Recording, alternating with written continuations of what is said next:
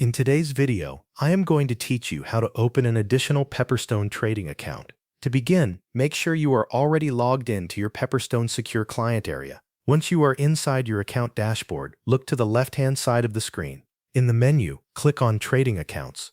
This will take you to the section where you can manage your existing accounts and create a new one. On the Trading Accounts page, select either Add a Live Account or Add a Demo Account. Choose the option that matches the type of account you want to open.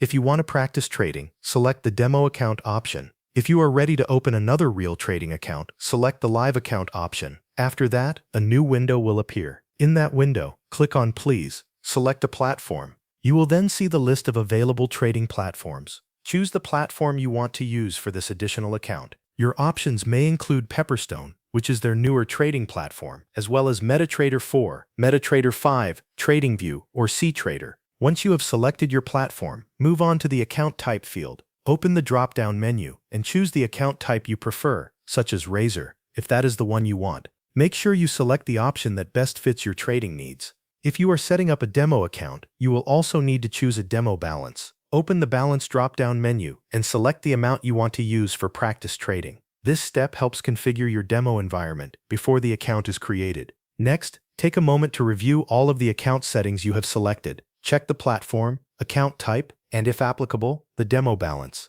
Make sure everything is correct before moving forward. When you are satisfied with the details, click Submit.